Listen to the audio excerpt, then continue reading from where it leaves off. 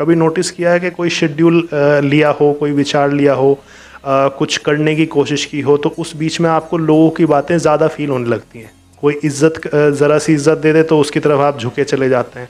कोई ज़रा सी बेइज्जती कर दे या ज़रा सी चुभने वाली बात कह दे तो आप उससे बहुत दूर होने की कोशिश करते हैं, रोते हैं, गुस्सा करते हैं।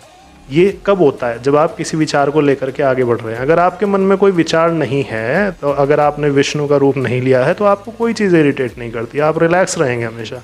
लेकिन किसी चीज़ को लेकर के आगे बढ़ेंगे तो ये चीज़ें ज़रूर इरिटेट करेंगी। ऐसे केस में विष्णु को या फिर किसी विचार का पालन करने वाले को या किसी सृष्टि का पालन करने वाले को ज़रूरत पड़ती है शक्ति की।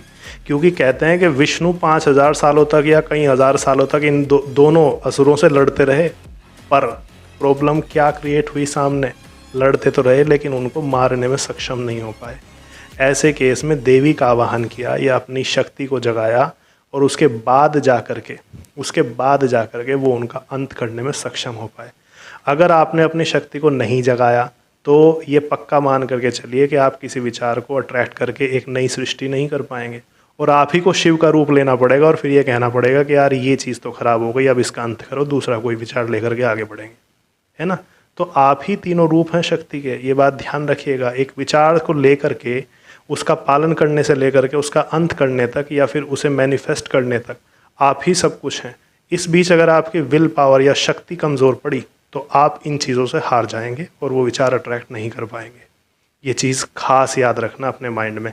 अगर आगे बढ़ना चाहते हो जीवन में या किसी चीज़ को मैनिफेस्ट करना चाहते हो लॉ ऑफ अट्रैक्शन का यूज़ करते हुए या फिर किसी चीज़ का भी यूज़ करते हुए, हाँ ये बात ज़रूर याद रखना कि शक्ति केवल तभी जनरेट होगी जब आप शक्ति को जनरेट करने के लिए कर क्या सकते हैं हम शक्ति को, क्योंकि शक्ति चाहिए, विल पावर चाहिए, तो उस विल पावर के साथ ही शक्ति जनरेट होगी। तो उसके लिए कर क्या सकते हैं? योग करो, प्राणायाम करो, पैदल घूमो या फिर रनिंग करो या फिर जिम करो, कोई भी ऐसी चीज़ जो आपको हाइपर फील कराए या हाई एनर्जी या हाई फ्रीक्वेंसी फील कराए। ठीक है, म्यूज़िक भी उसका एक पार्ट हो सकता है, बट रनिंग, वॉकिंग, जिम करना, एक्सरसाइज करना, ये सब सबसे पहले आते हैं इन चीज़ों में, शक्ति जनरेट करने में या अपनी विल पावर को मजबूत करने में। अदरवाइज़ आप ही अपने दुश्मन भी होंगे। ठीक है, टेक केयर। कभी नोटिस किया है कि कोई शेड्यूल लिया हो, कोई विचार लिया हो, कुछ करने की कोशिश की हो, तो उस बीच में आपको लोगों की बातें ज़्यादा फील होने लगती हैं। कोई इज्जत ज़रा सी इज्जत दे दे तो उसकी तरफ आप झुके चले जाते हैं। कोई ज़रा सी बेइज्जती कर दे या ज़रा सी चुभने वाली बात कह दे तो आप उससे बहुत दूर होने की कोशिश करते हैं, रोते हैं, गुस्सा करते हैं।